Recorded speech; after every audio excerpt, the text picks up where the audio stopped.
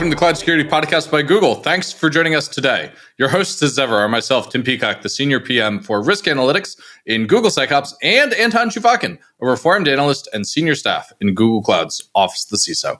You can find and subscribe to this podcast wherever you get your podcasts, as well as at our website, cloud.withgoogle.com/cloudsecurity/podcast.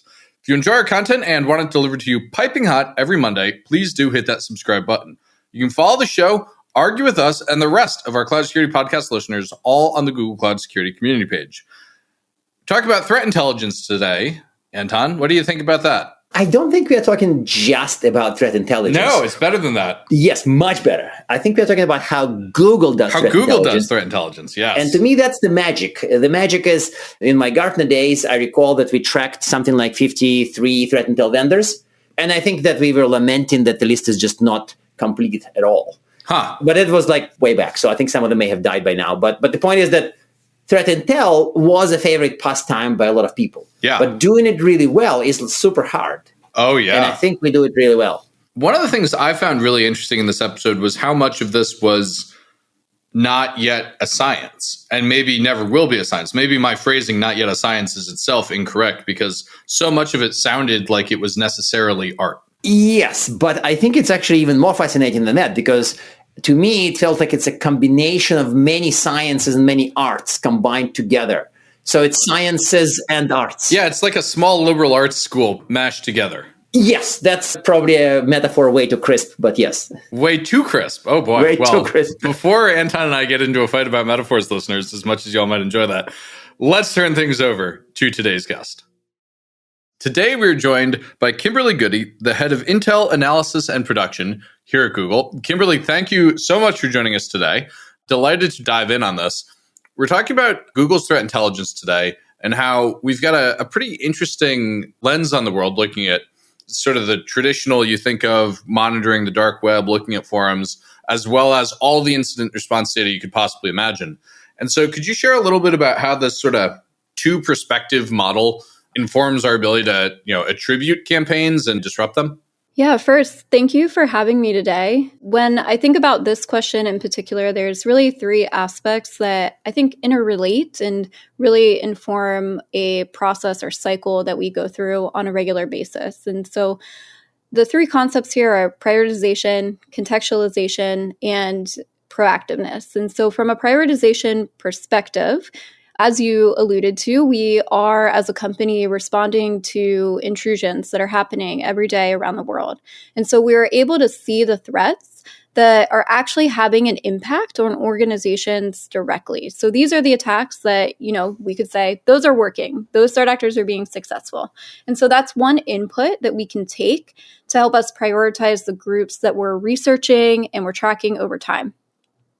The second benefit is being able to contextualize. So when we're able to associate these attacks or certain components of those attacks, such as the malware used during an intrusion back to underground forum data, that can help us make decisions around attribution. So one example would be when we identify a malware that is sold as a service used during an intrusion. And that service, we may know from our research, registers or provides the command and control infrastructure to their clients. So the domains they will register on behalf of their clients. So when we see domains that match a certain pattern, that's not actually indicative of the person who's using the malware. That represents the service. And so that might not seem very important to some people, but it is a really important distinction for us because the users of the malware will have different goals. And the response to an attack by any of those users could look very different. So think about a ransomware attack versus somebody who's stealing data to maybe gain a competitive advantage in stock trading. Very, very different ways that you would respond to those intrusions. And then the last note that I'll make here is that when we're able to identify specific actors that are operating in forums associated with the attack or the tools, we can then proactively monitor them. And that will tell us when there's a change. Yeah, what kind of change are you thinking of? What changes with these folks? Yeah, of course. So some of the changes might be adding new configurations that their clients can make in the malware. Or we've seen that in some cases with ransom notes, for example. The actors who are selling ransomware will give the customers the ability to change the note, or maybe they'll give them the ability to target certain file extensions for encryption. But we could also see cases where threat actors are looking for new partners, right? So maybe historically we've known that they've always used this malware, but now we see that alias looking for additional partners. So that tells us that their future attacks might look a bit different than we're seeing today. But a lot of this kind of relies on you knowing, the who question, answering the who question, namely attributing cyber attacks. So I know it's kind of a sensitive topic, and people still argue on social media about does attribution matter. There are very well-known characters who make a strong case that it really does. But can you walk us through a process of how your team uses to connect maybe incident to public threat actors, given how complex it all is and given that threat actors don't always want to be identified? Again, without revealing any deep, dark secrets, how can this even be done? Yeah, like you said, people definitely don't want to be associated with the attacks, right? That's why they use aliases when they're communicating with one another. And sometimes they'll even use like a throwaway alias for a single thing, right? So that you have a harder time trying to tie those together in and of themselves. But at a high level, we're looking at the technical characteristics to identify patterns that might be consistent with prior activity, and then also trying to have a broad understanding of what tools and services are available in the underground ecosystem. And so really, when I think about attribution, to me, it's at a high level, a series of really good questions that we're asking, right? So we're saying, is this tool publicly available? Has it been used by multiple actors? Is it only used by one actor?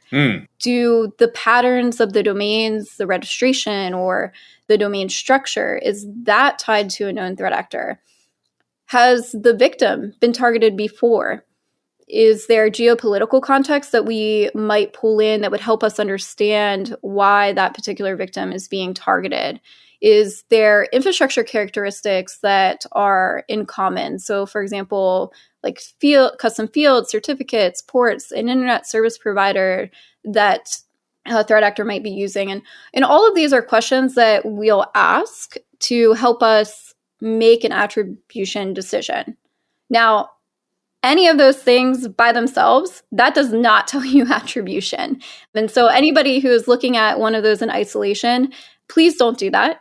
You can You heard it here, folks. Don't do that. That's a very nuanced advice. Just don't do that. That's so actionable. I love that. So many times our guests are like, well, you really need to think about your people and your organization. But here you're just saying, don't do it. That's great. Well, you're likely to be wrong, right? So I think it's more like a fingerprint, right? Whenever you're looking at all of these characteristics together, that's what really makes it unique. There's a recent suspected FIN11 case that I can point to with this, right? So there was the vulnerability in the Clio secure file transfer sharing products. And we know FIN11, they are a group that going back the last 4 or 5 years has been targeting vulnerabilities in secure file transfer sharing systems. And they've been using that to steal data, which they then post publicly on their data leak site. And so when we see this, we're like, okay, well, that's very similar to FIN11. And so our little alarm bells are going off like, oh, this is FIN7, but we can't, or FIN11 rather, sorry, getting all my actors mixed up. So we're thinking like, okay, this is FIN11, but that's not enough for us to say this is FIN11 just because the targeting and the types of data that they're stealing is consistent. But over time, we were able to build out a better picture. So we were able to find commands that we saw run by the threat actors in incidents that we were responding to, similarities in malware configuration and infrastructure. And then obviously, ultimately at the end, right, we have credit being taken for these attacks on what is known as the CLOP data leak site. And so all of that information then allowed us to increase our confidence level in that attribution over time. So if somebody wakes you up at 3 a.m., sorry, I'm down to my favorite the 3 a.m. question. test. If somebody wakes you up at 3 a.m. and says, Kimberly, attribution is more art or more science? Well, I don't know. I think it's kind of both, right? I did it. Is that an acceptable answer? Is it both? Yes. Yeah, you can always go with both. We've had a lot of guests say on one hand, on the other hand. Yeah, no, I think, going back to, I think one of the questions that you're asking here is like, okay, well, if we see a tool used in an intrusion, like how do you tie that back to something that's for sale in a forum, right? If we're looking at it from that perspective, how do you make these connections? And so I'll kind of talk through, and then you can tell me if this is an art or a science. Mm-hmm. So we have timing attributes. We'll look at when did something emerge? What are the earliest samples of this thing? Distribution. So we want to get a sense, particularly if we think it could be sold, what is this user base? So you can look at volume over time. You can also look at malware delivered over time as well, and whether those payloads to be exclusive to a single group, or if those to be sold in forums already. Uniqueness of the malware itself. So sometimes there might be some characteristics or features that you can really zoom in on, or a combination of those that's not typical. And then there's also, I would say, kind of an element of luck as well. So in the right place at the right time. So for example, when I'm sometimes I get laser focused and I'm very intent on, I must figure out who is behind this. And I will search the oddest things. I will tell you, I've searched phrases, I've searched portions of domains, I've searched wildcarded IPs, et cetera, just to try and find anybody who might be talking about a particular thing, right? And so there is this element, I would say, a little bit of luck as well. That's not surprising at all. I mean, to me, this is some of the attribution based on attacker mistakes is ultimately goes into the bucket, right? It goes into the luck bucket. They made a mistake, you got them. That reminds me of the thing that people always say so self-righteously, attackers only have to get lucky once, defenders have to be lucky all the time. Oh, hate this one. I hate that one. And I think this points to where attackers have to be lucky all the time or not reuse their phrases, or else Kimberly's going to find you. Well, I can hope. We can hope. So a phrase that Anton and I both despise aside, I want to talk about tooling and aliasing and tracking people. How do you do this at scale? How does the team keep track of all of this? And how do you relate tool names and aliases with what the actors are talking about? How does all that come together? Yeah, so I can give kind of an example that actually ties in some of those elements. There was recently some research that we did on a malware called what we call Shadow Ladder. It's not actually called that by the threat actor who sells that. And that's what we would call a cryptor. And so that's a tool that threat actors are using to basically make their payloads unique so that they're less likely to be discovered by, defenders or security appliances, et cetera. And so that was a service that we suspected it was a service rather. And we looked at samples. We saw samples were appearing in mid to late 2023. And so that kind of gives us a time frame to narrow down, where are we going to search in these underground communities? And one of our analysts actually was going through, and it definitely doesn't go to your point about scaling, but they were scrolling through all of kind of the topics that were posted on this one underground forum called Exploit. And the reason that they were looking there is because a lot of the malware families that it was delivering, we knew were sold on Exploit. So we knew that the people using it had a presence there. And so they started with that forum. And so they were scrolling for hours and they eventually came across a post that had a demo video. And demo videos are great, right? We can watch them. We can see what other things did they have up on their screen at the time. In this case, they were downloading the malware from a link, and that link was still live. And so we were actually able to download that malware and compare that to what we called Shadow Ladder and confirm that those were one and the same, right? So this used some of those attributes that I mentioned. I think, from a scale perspective, right, we do collection at scale. So, right, those the communities that I was referencing, like that is information that we are collecting not manually, right? That would be not feasible. And so we have an archive of all of that that we can effectively search through and map back whenever we want to dig into that. Interesting. So it sounds like a lot of this is a really skillful combination of kind of art, science, and luck, and a few other things. It's kind of probably one of the most cross-domain things in our land of cyber. That's like the impression I'm getting from you is kind of like so many sciences and so many arts are mixed together. Yeah, I think it's certainly not an easy thing to do. And I think, one of the really great things about working here is that we have so many different sources of data.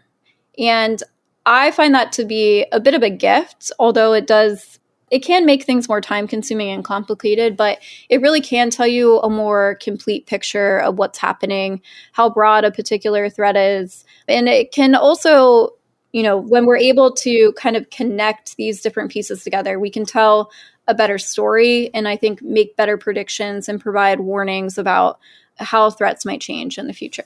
Okay, that actually makes sense. So let's switch gears to sort of up-level this a little bit. And clearly, intelligence informs many things from like IR to product security. So I'm going to try to ask you a long-winded question and then say, actually, tell me this. How does this make Google more secure? So that's what I'm really trying to ask.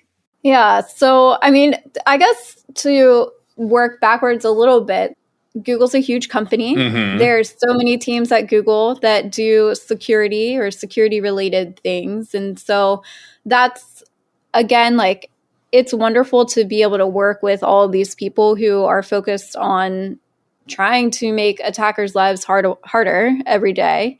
But it does require a lot of coordination across these different teams. And so I think, we talk about the incident response component. We have a whole team that kind of supports those incident responders, and they're the ones intaking that information from those victims, and they're trying to connect it to things that we already know about to help them respond to those attacks, right? So they're trying to identify who's behind it.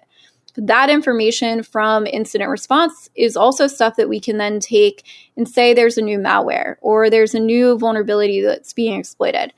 That then we can take to protect the rest of Google users and Google customers because we can write detections for that malware and we can deploy that in some cases, right? Like we can identify websites that threat actors are using, and we can actually block those so that you as a visitor to one of those websites, you will never actually connect to it, or it will display a warning to you. And so we're able to take that information and kind of roll that out to everybody.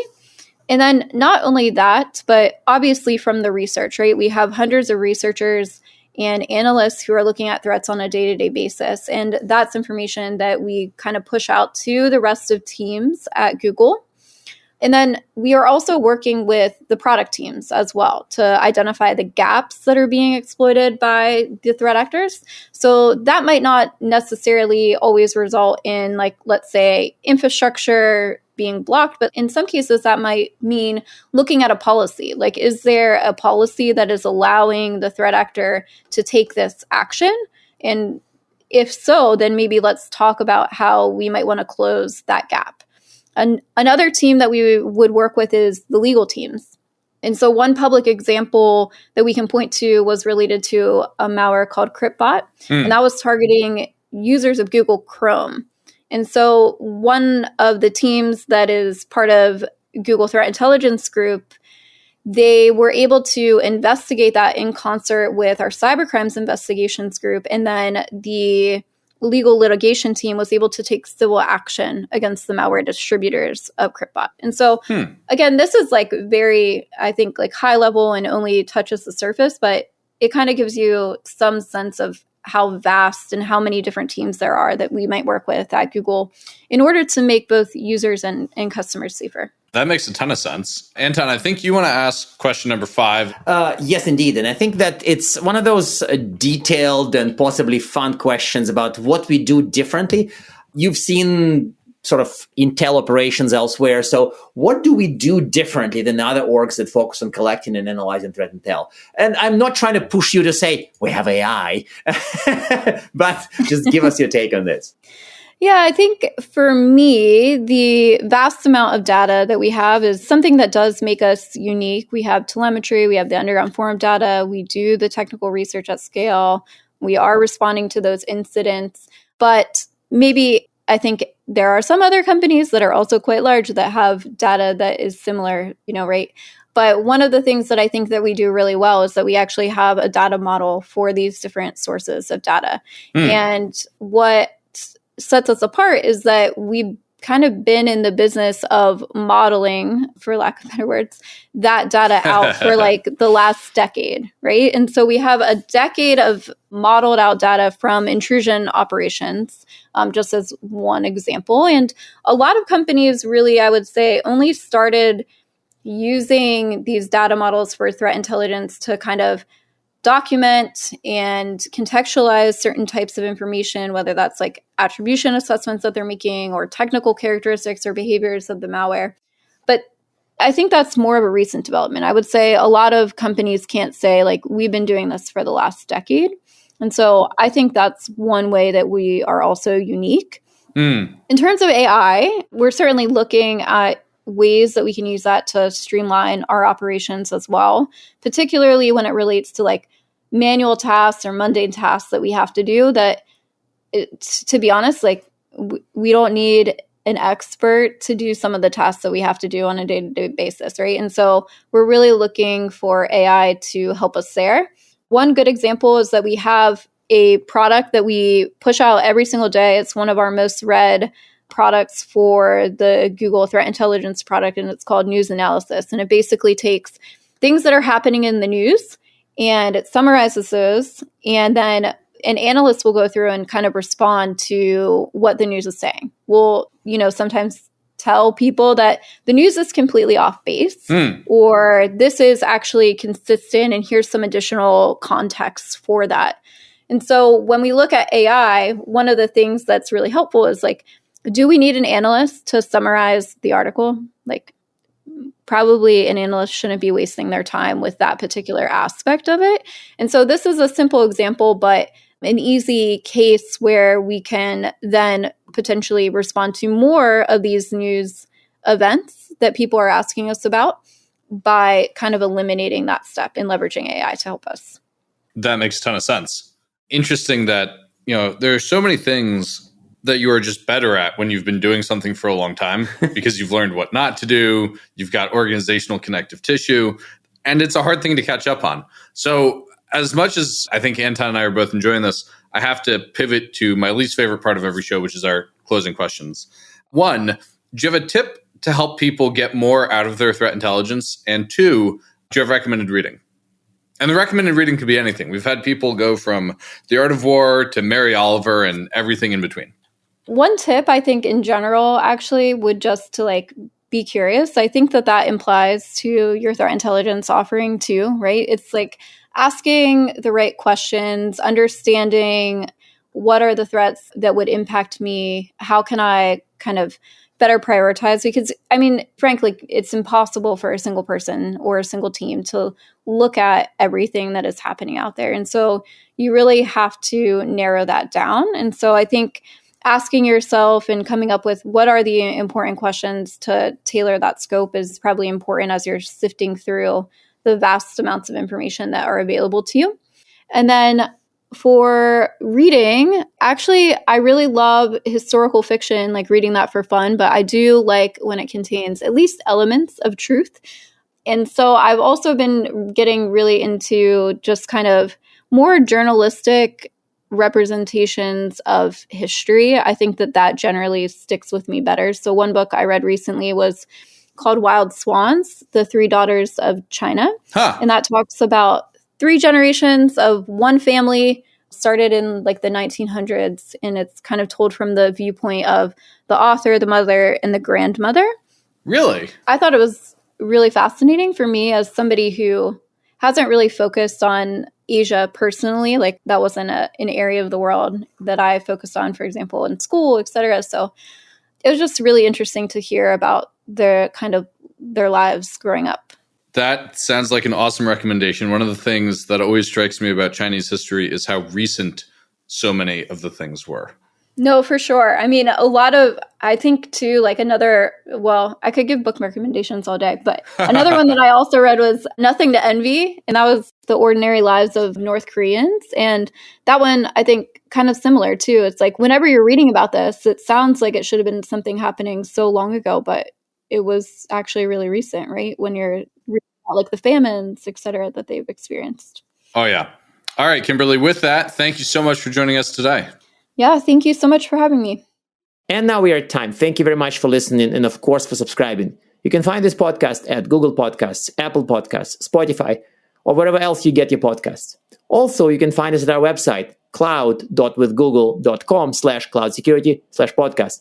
Please subscribe so that you don't miss episodes. You can follow us on Twitter, twitter.com/cloudsecpodcast.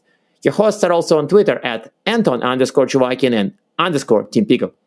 Tweet at us, email us, argue with us, and if you like or hate what we hear, we can invite you to the next episode. See you on the next Cloud Security Podcast episode.